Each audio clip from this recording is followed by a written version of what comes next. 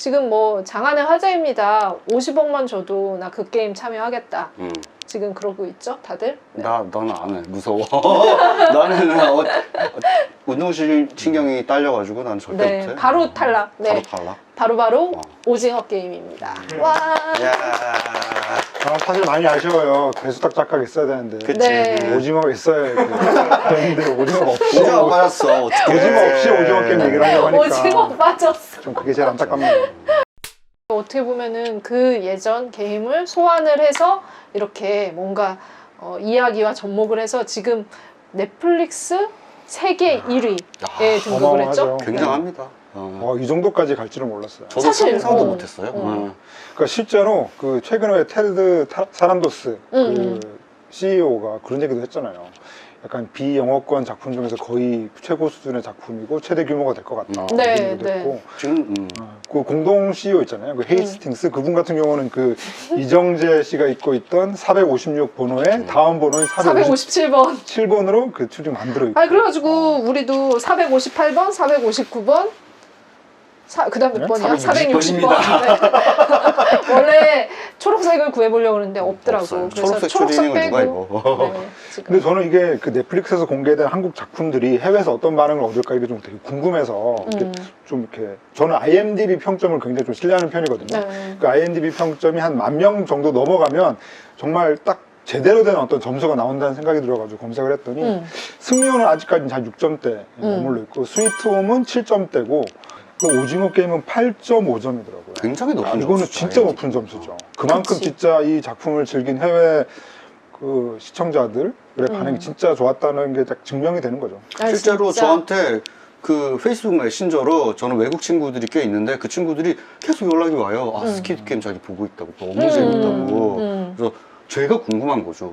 뭐가 재밌어? 그랬더니 장르적인 설정도 너무 재밌고 그냥 모든 게 다 재밌대요, 외국 애들은. 그래서 이걸 처음에 사실은 오징어 게임이 공개가 됐을 때 우리가 이제 처음 딱 떴을 때 봤잖아요, 다들. 초기에는 악평이 굉장히 많이 나왔어요. 제 페이스북은 다들 악평들로 쫙 이어졌는데 이게 어느 순간 힘을 얻으면서 맞아. 해외에서 인기가 있다 보니까 사람들의 반응이 그때부터 굉장히 확 좋아지기 급반전? 시작했어. 약간 금반전이라는 느낌이 들 정도로. 아. 왜냐면 어쨌든 우리 같은 경우는 해외 사람들이 우리 컨텐츠를 어떻게 그렇죠. 평가하느냐에 따라서 사실 우리의 평가도 조금씩 달라지는 경향이 있긴 하거든요. 저는 처음에 사실 좀 비판적으로 봤던 게 사실이에요. 왜냐면 이제 거기 나오는 게임들이 하나씩 등장을 하잖아요. 그런데 솔직히 처음에는 그런 평가들이 많이 나왔어요. 사실은 이제 한국은 일본 문화, 일본 만화를 특히나 굉장히 직접적으로 흡수하는 국가 중에 하나잖아요. 바로 이웃 국가이기도 하고. 그런데 나왔던 게임들이라든지 이 쇼의 컨셉이라든지 뭐 초대장을 받아서 가서 이제 목숨을 걸고 게임을 한다는 부분에 있어서는 라이어 게임이라는 만화가 있었단 말이에요. 맞아. 근데 그거랑 굉장히 내부 컨셉도 되게 비슷해요. 그리고 이제 그 도박묵시로 카이지라는 만화가 있어요. 그것과도 굉장히 비슷한데 게임만 다르지 비슷한 게임도 비슷한 네. 게임이 있어요. 심지어 네. 도박묵시로 카이지에는 굉장히 좁은 어떤 길을 밑에 엄청나게 뚫린 높은 곳을 이렇게 빨리 가야 하는 그런 게임이 등장을 하기도 해요, 실제로. 그리고 라이어 게임 같은 경우는 이렇게 초대장을 보내서 초대장을 받는다라는 컨셉도 그렇고, 이를테면 두 만화 다 목숨을 걸고 서바이벌 게임을 해서 살아남아야 한다라는 컨셉을 가지고 있잖아요. 근데 명확하게 어떻게 보면 일본은 아주 예전 70년대부터 일본 만가에는 서바이벌 장르라는 게 사실은 있어요. 그리고 그것을 어떤 완성형으로 보여준 최근 작품들이 라이어 게임과 도박묵시로 카이지란 말이죠.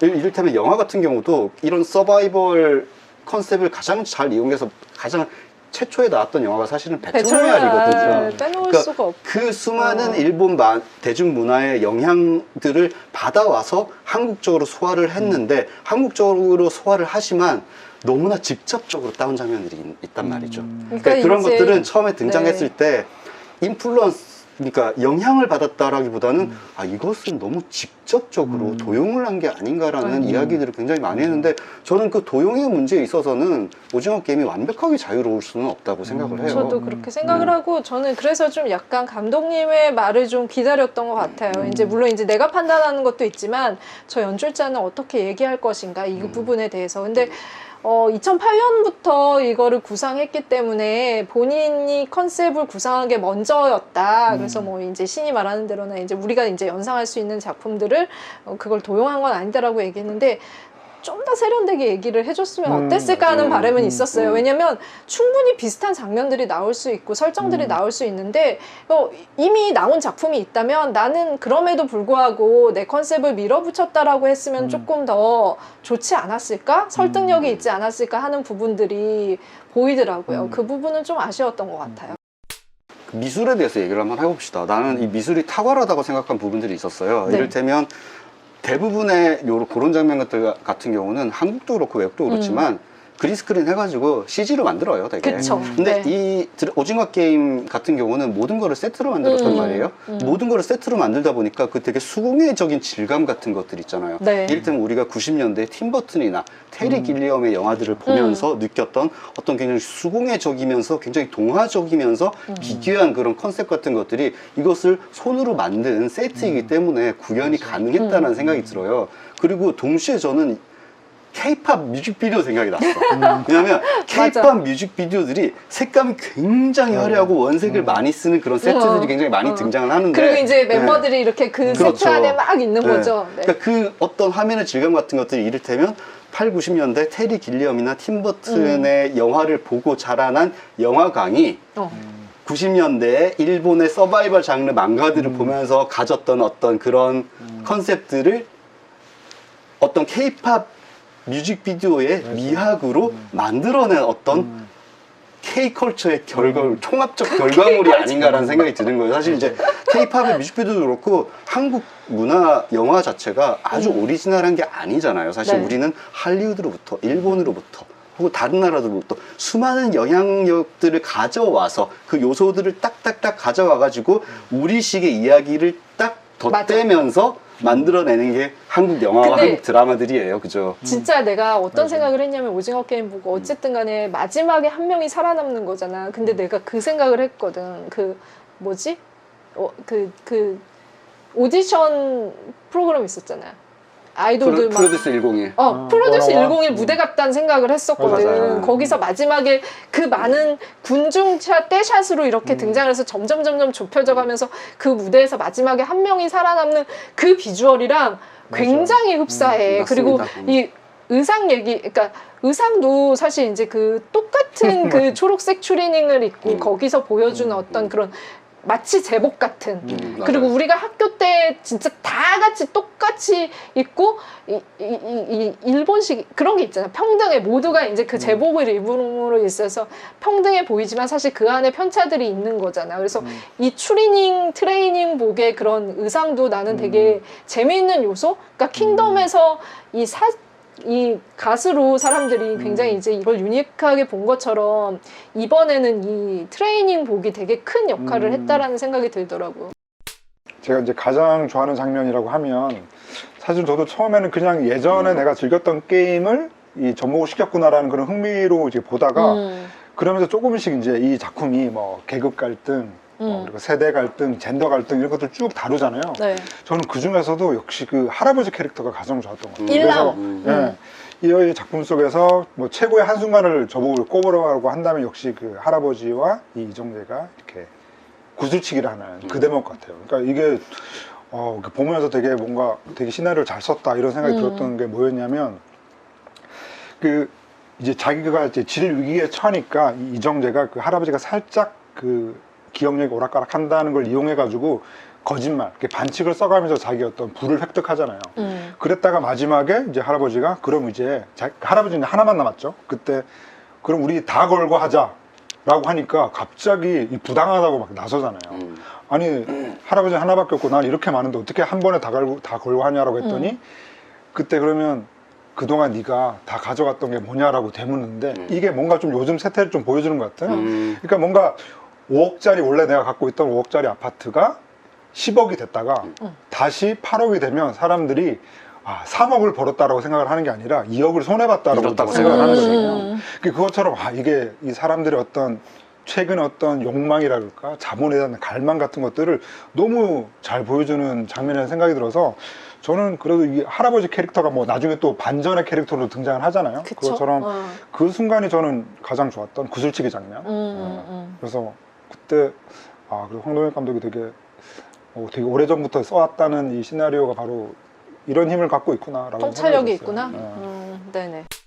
그러니까 이제 저는 그 할아버지 연기한 분이 나중에 이제 반전의 어떤 결과로서 이제 최고의 권력자, 설계자로 이제 설명이 되는데, 저는 이제 그걸 보면서 느꼈던 게 그 사실상 마지막에 하는 얘기가 굉장히 궤변이기도 하면서 이렇게 명언이기도 한데, 난 이 사람들을 강제로 이 게임에 끌어들인 게 아니라 이들이 오고 싶어 했다라는 게 사실은 굉장히 그 부의 최상층에 있는 사람이 할 수 있는 굉장히 궤변이거든요. 아, 저들은 이제 그렇게 움직일 수밖에 없다고 되게 낮춰서 보는 측면인데, 저는 마지막에 그 할아버지가 했던 얘기도 좀 인상적이었던 게, 그 사실 돈이 아주 많거나 돈이 아주 없거나 똑같이 사는 게 재미가 없다. 일단 첫 번째 불편한 지점, 외국의 서바이벌 게임들은 어쨌든 돈이 필요해서 그 게임에 참가하기도 하지만 그냥 일상적인 그냥 여러 종류의 사람들이에요. 근데 이 게임은 설계 자체를 정말 돈이 없으면 내일 죽을 것 같은 사회 그냥 바닥층 사람들을 데리고 와서 게임을 하잖아요. 이건 굉장히 세디스틱한 맞아요. 게임이거든요, 사실은. 예를테면 우리가 가장 배틀로얄 같은 경우도 그냥 반 아이들을 그냥 데려오잖아, 통째로 통째로. 그냥 랜덤으로 데리고 온 어. 거야. 랜덤이에요. 그리고 이 장르 중에서 가장 사실은 유명하고 오랫동안 인기를 끌었던 영화는 큐브거든요. 큐브도 각양각색의 사람들이 랜덤으로 일단은 그 큐브 안에 끌려와 있는 거예요. 그러니까 그들이 뭐 사회적 약자이거나 그렇기 때문에 데려온 게 아니라고. 근데 이 게임은 철저하게 니네는, 그러니까 그 어쨌든 게임의 위에서 무게는 니네는 그냥 니네는 인생, 니네는 쓰레기 인생이야. 그러니까 여기 와가지고 죽도록 한번 싸워봐. 한 명한테만 돈을 줄게. 라고 탁 던지는 것이 너무나 한국적이라는 거지. 아니 그러니까 저는 이 이정재가 입고 있는 이 추리닝의 456이라고 하는 번호가 굉장히 의미심장한 게 45, 60대 남자 같은 그걸 대표하는 남자라는 느낌이 즉각적으로 와서 좀 몰랐어. 불편한 지점이 생겨날 수밖에 없었는데, 그러니까 저는 이 작품에 대해서 그 사람들이 되게 좋아하면서도 그리고 뭔가 마음에 들지 않으면서도 계속 보게 되는 그 지점이 뭘까라고 생각을 해보면, 저는 이 작품에서 정이 가는 인간이 단 한 명도 없었어요. 나도. 저는 그 점이 오히려 흥행의 요인이 됐던 것 같기도 해요. 왜냐면 저는 이제 그 사소한 뭐 디테일들이긴 하지만 뭐 며느리가 해준 따순밥 못 먹어봤나 보네라던가 뭐 이런 것들이 너무 사실 볼 때마다 거슬리기도 네. 하거든요. 그리고 더군다나 저는 가장 영화 속에서 헐리우드 영화든 한국 영화든 되게 싫어하는 장면이 그거예요. 그 정말 그 전까지 쓰레기처럼 살던 전 아빠가 새 아빠를 찾아가서 폭력을 행사하고 뭐 그 자식에 대한 뭐 소유권을 주장하는 이런 장면들을 굉장히 싫어하는데, 그러니까 이 이정재가 여기 게임장에 들어와서 정말 악착같이 살려고 발버둥하는 노력에 반만이라도 그 전에 도박 안 하고 했으면 사실은 이혼도 안 당하고 그 딸 앞에서도 되게 당당한 아빠가 됐을 거 아니에요. 근데 그러지 못했다는 건데, 사실 그런 것들이 뭔가 이 작품 속에 등장하는 온갖 개차반 인생들이 잔뜩 등장하니까 그들이 이렇게 죽어나갈 때 쾌감이라 그럴까, 또 작품 속에 등장하는 또 이른바 우리가 흔히 개독이라고 부르는 존재도 등장을 하잖아요. 그런 인물들이 떨어지고 이런 것들을 보는 쾌감, 그러니까 이게 정말 묘하게 마음에 드는 인간들이 하나도 없고, 나 같았어도 저 공간 안에 있었으면 똑같이 저런 선택을 했을지도 모르겠다라고 하는 그런 은밀한 그런 관음증의 쾌락 같은 것들이 뭔가 이 작품을 그냥 진짜 좋아서 보는 사람도 있지만 마음에 들지 않으면서도 계속 보게 되는 그런 힘이 있었던 것 같아요. 그래서 이게 되게 웃긴 게, 원래 그 허성태 배우가 한 조폭 두목 같은 그 역할이 그렇게까지 빌런은 아니었대, 처음 설정은. 근데 하다 보니까 이제 빌런 캐릭터로 더 이제 강화가 된 거야. 근데 나는 그 생각은 들더라고. 그러니까 이 모든 기운부터 시작해서 모든 사람들이 그런 양면성과 돈 앞에 어떻게 보면은 매달리게 되고 이렇게, 그러니까 뭔가 이렇게 선과 악 사이에서 인간의 어떤 것들을 보여주는 캐릭터로 설정이 되어 있기 때문에 그 할리우드 영화에서 같은 완벽한 빌런 자체는 없었던 거지. 근데 그래서 진짜 이게 보고 있으면 진짜 말한 것처럼 다 정이 안 가. 근데 이건 어떻게 생각하세요? 몇 이제 기사들이 이거를 정말 오징어 게임 굉장히 몰아가는 기사들 좀 냈어. 여성 혐오에, 외국인 혐오에, 뭐 노인 혐오다. 그런데 나는 그런 뭐 혐오라는 이야기, 혐오라는 단어가 난 지나치게 남용되고 있다는 생각을 가끔씩 하고, 사실 그렇잖아요. 어떤 극이잖아. 그리고 여기에는 어떤 밑바닥 인생들이 있는 거잖아. 그럼 밑바닥 인생들이 어떤 식으로 살아남기 위해서 어떤 식으로 행동하겠어요. 당연히 밑바닥의 인생처럼 행동을 할 거 아니야. 그럼 당연히 거기에는 그들이 표출하는 여성 혐오가 있을 것이고 그들이 표출하는 외국인 혐오가 있을 것이고 그들이 표출하는 노인 혐오가 있을 거란 말이야. 그러니까 그 밑바닥 인생들이 어쨌든 이 극 속에서 서로에 향하는 혐오를 바깥으로 텍스트 그대로 꺼내가지고 아 이것은 여성 혐오고 외국인 혐오고 뭐 노인 혐오다라는 거라고 하는 것은 너무나 직설적인 비판이거든요. 그거는 스테레오타입이란 게 필요해요. 장르 영화를 만들 때는. 그쵸, 네. 스테레오타입화를 시켜야 그들을 어쨌든 극에 써먹거나 혹은 시행자로 만들 수가 있거든요. 근데 영화는 당연히 어떤 스테레오타입들을 가져와서 써요. 이제 극중 역할로. 그런데 모든 스테레오타입을 다 혐오라고 그거는- 불러서는 굉장히 곤란하다는 거죠. 그쵸. 왜냐하면 스테레오타입을 잘 활용한 경우가 있고 굉장히 못 활용한 경우가 있어요. 저는 오징어 게임 같은 경우는 혐오라기보다는 스테레오타입들을 굉장히 게으르게 활용했다는 그 점이 게으름. 네, 그 게으름이 사실은 이 영화에 비판받아야 할 캐릭터에 대해서는 비판받아야 할 지점이라고 생각해요. 이 그들의 VIP? 허술함, VIP의 허술함은 진짜 말할 바가 없거든요. 아, 연기도 그렇고. 그 VIP 부분은 통째로 덜어냈어야 돼요. 왜냐하면 한국 영화에서 한국 드라마에서 외국인들이 나오면 그 대사를 어쨌든 외국인들이 감수를 했었을 것이에요. 분명히. 그치. 그럼에도 불구하고 너무나 연기 지도가 어색한 거야. 어색한. 그래서 연기가 좋은 배우들에게 맡겼음에도 불구하고 특히 승리호 같은 영화에서도 악역은 굉장히 훌륭한 배우잖아요. 그럼에도 불구하고 굉장히 1차원적인 연기가 나오는데 여기서는 심지어 다들 조역들이고 가면을 쓰고 있고 굉장히 어떻게 보면 아주 막 70년대 이런 영화들에서 보던 그런 어떤 악당 같은 그런 느낌들 같은 게 있잖아요. 마치 옛날 007 시리즈에 나오던 그런 약간 탐욕스러운 악당 같은 것들. 근데 그 부분은 통째로 덜어내도 그게 아무런 영향을 미치지 않는다. 맞아. 근데 그 부분은 그냥 덜어냅시다. 지금이라도.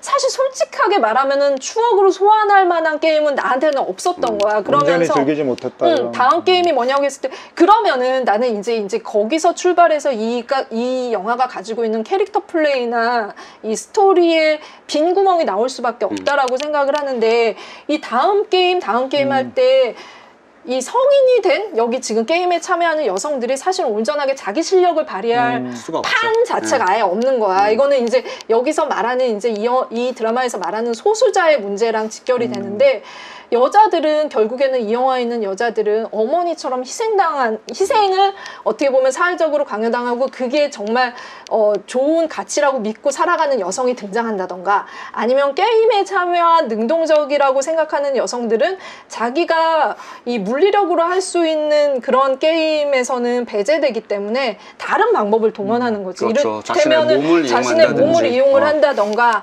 아니면은 힘적으로 약세해서 결국에는 결과적으로 그 최종 승리를 하지 못한다던가 이런 빈 구멍들이 생기는 이유는 이미 판이 그렇게 짜여져 있기 때문에 거기서 오는 어쩔 수 없는 약세가 있는 거야. 그렇다면 근데 이게 뭐 그럴 수 있지 뭐 이런 게임이 있는데라고 하겠지만 나는 이게 뭐 시즌 2도 만들어지고 시즌 3도 만들어지고 계속 이제 지금 너무 넷플릭스에서 밀어준 작품이라면 이 부분에 대한 왜라는 질문을 분명히 해야 된다라고 생각하고 그 부분이 보완되지 않으면 계속 뭔가 나는 여기에 동참해서 이 게임을 즐길 만한 것들의 심리적인 어떤 것들을 동기부여를 별로 받지 못할 것 같다라는 생각이 드는 거야. 그래서 약간 보면서 계속 찜찜한 거야. 이게 뭐지? 그리고 저는 이 영화에서 이제 젠더적으로 어쨌든 이 컨셉 자체가 사실은 40, 50대 남성들이 만들어낸 어떤 세계 속에 존재하는 거기 때문에 젠더적으로 굉장히 월등하게 나아갈 수가 없는 극이에요, 이게. 맞아. 근데 정호연 배우? 아, 멋지다. 새벽. 새벽 네. 역할을 한 그 정호연 배우는 제가 모델로서 굉장히 팬이었어요. 왜냐면 그 슈퍼모델 그 TV에서 하던 그 맞죠. 모델 리얼리티 프로그램에 출연했었거든요. 그래서 이제 3위였나? 넥스트 탑 모델 거기서 3위를 했는데 그때도 모델하기엔 키가 좀 작은데 마스크가 굉장히 괜찮다고 오랫동안 생각해오던 사람이었는데 이게 첫 연기 데뷔예요. 그렇죠. 그치. 그런데 비주얼부터 시작해서 그 특유의 연기 있잖아요. 연기까지 모든 그 게 굉장히 말투, 건조한 그 아주 말투. 완벽하다기보다는 굉장히 매력적인 여성 캐릭터가 나왔구나라는 생각이 처음 등장부터 사실 들었고 사실상 최종 승자. 그렇죠. 그래서 마지막에 저는 그 새벽 캐릭터를 그런 식으로 맞아요. 제거해서는 안 된다라고는 생각을 했어. 그녀에게는 조금 더 드라마틱한, 조금 더 뭔가 화려한 죽음 같은 거를 그런 나는 최후가 오히려 필요하지. 줬어야 된다는 생각이 들어서 그 부분이 너무 아쉽다. 저는 뭐 어떤 뭐 드라마나 영화라도 흥행에는 반드시 이유가 있다라고 이제 생각을 하는데 저는 이 작품 곰곰이 이렇게 보면서 이렇게 생각을 한 지점이 이제 그런 거였어요. 그러니까 최근에 뭐 코로나를 겪으면서 우리가 어딘가에 속해야 된다. 어떤 무리에 반드시 속해야 된다라고 하는 그런 열망들이 굉장히 강한 것 같아요. 그러니까 뭐 백신을 맞은 사람과 안 맞은 사람이 있고 그리고 뭐 영끌에 성공한 사람이 있고 아닌 사람이 있고 한데 이 작품을 보면은 해외 관객들이 왜 한국에 이런 게임들에 열광을 할까로 생각해 보면 뭔가 자기네들끼리 막 편을 짜고 뭐 어딘가에 속하고 누군가는 거기서 배제되고 뭐 이런 것들이 아기자기하게 보이는 그러니까 게임이 열리기 직전에 그들 사이에서 어떤 그런 모습들이 뭔가 보면서 되게 좀 특히 쫄깃한 재미를 주는 것은 아닐까? 그래서 그들이 근본적으로 저 게임이 어떻게 하는 건지 그 방법을 전혀 모르는데도 불구하고 그 과정 자체를 되게 좀 잘 즐기고 있다. 그래서 좋아하는 거 아닐까? 그런 생각이 들었어요. 그러니까 저는 이 시리즈에 분명히 굉장한 잔혹함이 있다라고 생각을 하거든요. 그거는 데스 게임에서 오는 이런 폭력성의 수위의 잔혹함이 아니야. 나는 오히려 그런 다른 이제 이 유사 장르의 많은 작품에서의 폭력의 수위가 훨씬 세다고 생각하지 이게 그 넷플릭스 청불이고 너무 눈뜨고 못 볼 정도의 수위를 가지고 있다고 생각하지 않아. 그것보다는 오히려 이 잔혹성은 진짜 이 안에 내가 이 판의 말이 되었을 때 그 안에서도 누군가는 영합하고 그러나 그 영합하는 데에 어떤 때는 내가 약자라는 이유로 끼지 못하고 거기서 배제되고 그 배제됐을 때 소외감을 처절하게 느끼고 이런 것들 있잖아. 심리적인 그런 부분들 있잖아. 여기서 이제 그 미루어 짐작하건대 이 약자들이 어떤 방식으로 소외되겠구나를 느꼈을 때 그 잔혹함, 그런 리얼리티의 잔혹함이 분명히 있다라고 생각을 하고 그게 지금 이 자본주의 사회를 살아가는 사람들은 누구나 어떤 부분에 있어서 느끼는 바라고 생각해. 그냥 정말 되게 456억이라는 어마어마한 유혹적인 그런 숫자가 있지만 그 숫자 하나를 바라보고 우리가 희생하기엔 너무 잔혹한 현실들을 이게 그냥 총천연석의 게임을 통해서 보여주고 있기 때문에 그 부분에 심층적으로는 그게 마음을 움직이는 부분들이 있다라고 생각하고 계속 이거를 어쨌든 간에 이게 그냥 그러니까 뭐 되게 전형적이라고 해도 해석하게 만드는 힘이 이 드라마에 있다라고 생각을 하는 건 거지. 빗대어서. 저는 그냥 심플해요. 저는 장르적 컨셉의 승리라고 생각해요.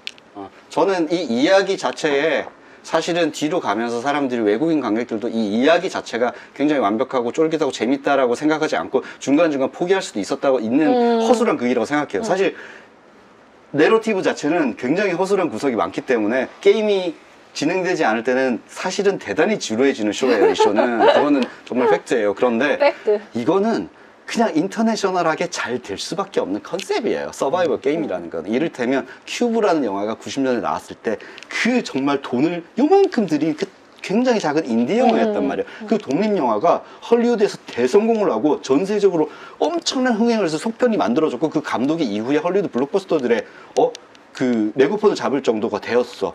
그거는 그 데스 게임 한 명 한 명을 어떤 이유에서는 죽여나가는 게임이라는 것이 주는 그냥 기본적인 인간이라면 어쩔 수 없이 느낄 수밖에 없는 오락적인 쾌감이 있는 거예요. 왜냐하면 미국 사람들은 서바이벌 게임이라든지 서바이벌이라든지 여러 가지 리얼리티 프로그램, 경쟁자를 하나씩 없애나가는, 육체적으로도 없애나가는 그런 서바이벌 게임을 시청률 항상 1위였어. 항상 미국에서도. 그러니까 전 세계 관객들이 그런 거를 기본적으로 좋아해. 그리고 그런데 동시에 일본에 있던 뭐 이를테면 라이어 게임이라든지 이를테면 그 뭐 배틀 로얄이라든지 뭐 이를테면 뭐 그 도박무시노 카이즈라든지 이런 것들의 컨셉이 사실은 헐리우드에서 없었던 게 아닌 게 헝거 게임이 그거를 너무나도 훌륭하게 구현을 해냈어요. 그러면서 21세기 헐리우드가 만들어낸 최고 인기 시리즈 중에 하나가 됐어. 그게 무슨 제니퍼 로렌스 캐릭터의 성장 이런 것 때문에 잘 된 게 아니야. 애들끼리 죽이는 게 너무 재밌으니까 본 거야. 그러니까는 그런 사악한 게임을 보고 싶어하는 욕망이 모두에게 있어. 그거를 이게 한국 거라서 특히 잘 됐다고 생각하지 않아. 어쨌든 넷플릭스라는 그 컨셉에서 굉장히 비주얼적으로 케이팝적으로 화려한 비주얼을 이용해서 자 이것은 한 명 한 명 죽여나가는 잔혹한 게임입니다 라고 하면요 전 세계 시청자들이요 이걸 안 보고 배길 수가 없어요. 왜냐면 헝거 게임 이후로 헐리우드도 그런 것을 더 이상 내놓지 못하고 있거든. 그리고 배틀로얄 같은 큐브 같은 영화들은 이미 30년 전이야. 그러니까는 이것은 완벽하게 새로워서 잘 됐다. K컬처의 어떤 극한이기 때문에 잘 됐다가 아니라 기본적으로 넷플릭스라는 전 세계적으로 동시에 개봉되는 이 OTT 컨셉에 너무나도 맞는 컨셉추얼한 모두가 좋아할 수밖에 없는 장르였던 거예요, 이것은.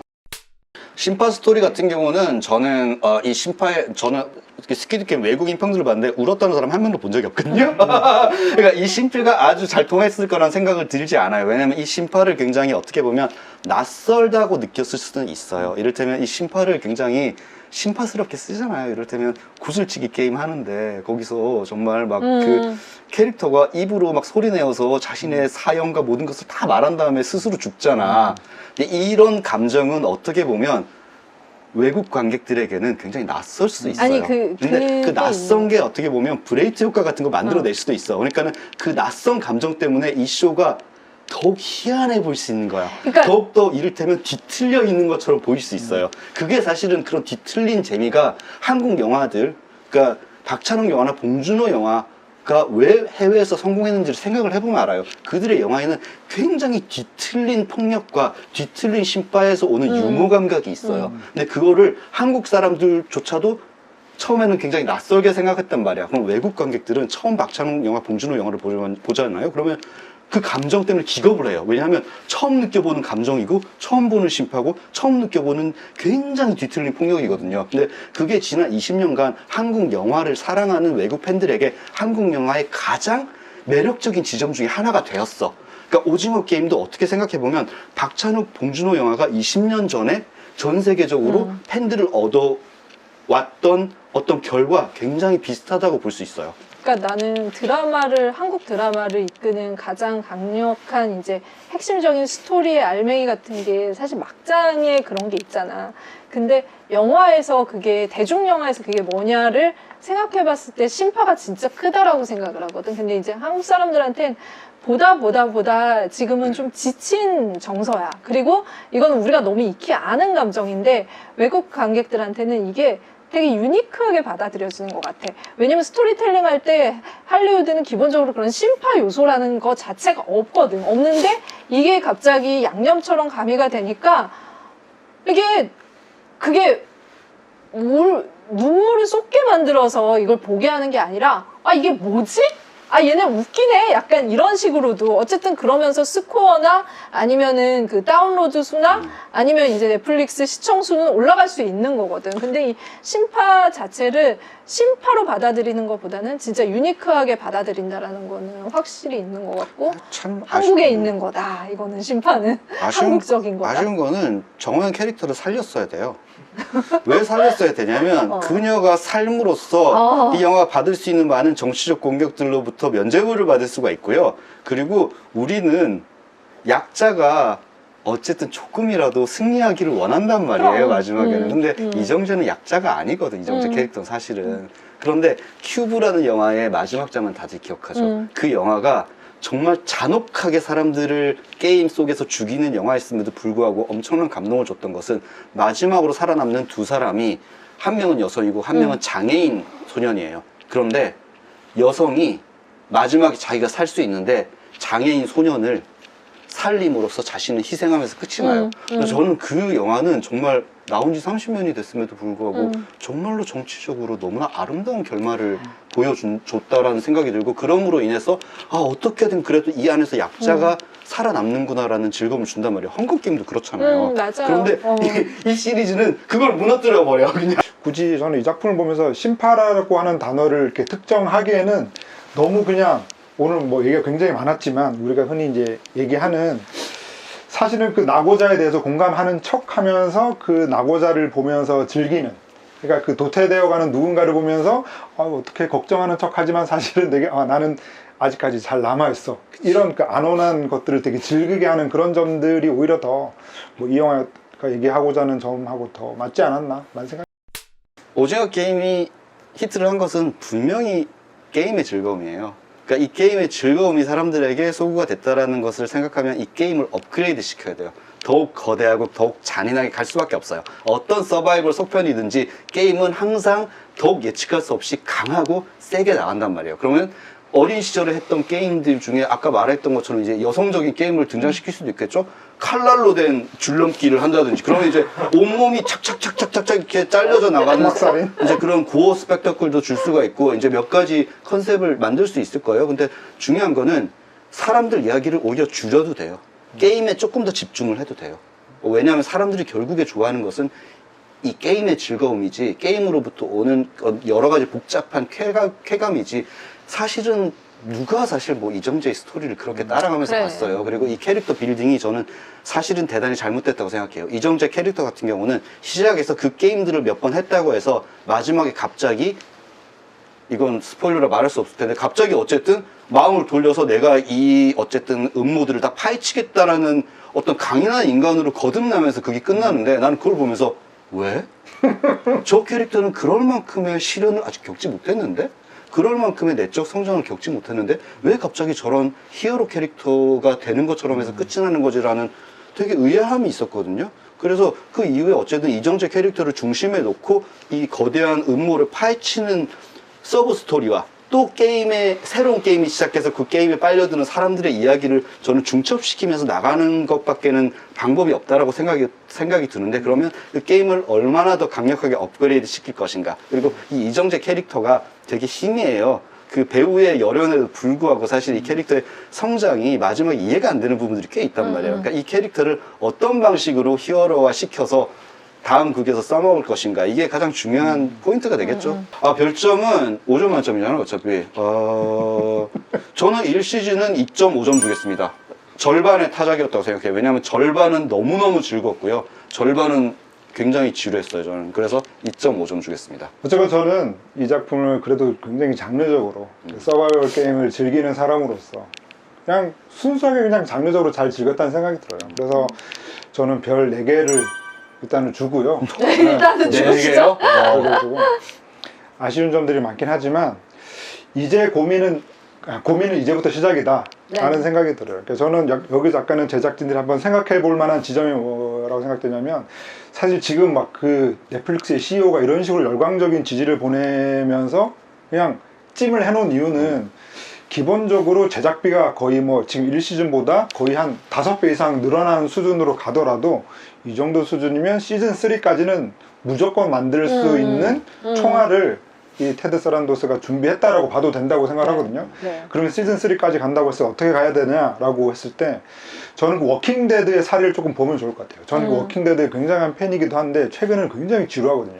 너무 지루해요. 그렇게 된 이유가 뭐냐면 사실은 똑같은 이야기를 하는데 이 주인공 무리가 A라는 그 집단에 있다가 B라는 집단 계속 집단만 옮겨 다니는 이야기이지 어느 순간부터는 좀비라는 것도 등장하지 않고 좀비와의 싸움도 없고 그냥 이상하게 자기네들끼리 그런 사색적인 이야기를 흘러가고 있어요. 그러니까 똑같은 이야기만 지겹도록 반복되고 있는 거죠. 그런 점에서 저는 이 작품이 이 시즌의 마지막에 뭔가 원래 했던 거에 그대로 다시 올라타는 것 같은 느낌을 줘서 이거는 뭔가 오늘도 여러 얘기가 나왔지만 게임을 획기적으로 좀 바꾼다던가 혹은 뭐 1시즌에서 되게 좀 미미하게 그려졌던 이병헌 캐릭터에 뭐 또 다른 비밀이 있다라던가 혹은 뭐 정말 예상치도 못한 어떤 설계자가 등장한다던가 하는 식의 정말 대대적인 변혁이 없고는 그냥 1시즌의 원히트 원더로 끝날 수도 있다라는 생각이 들기도 합니다. 그럼에도 불구하고 4점? 그럼에도 불구하고 저는 어쨌건 시즌 1 자체는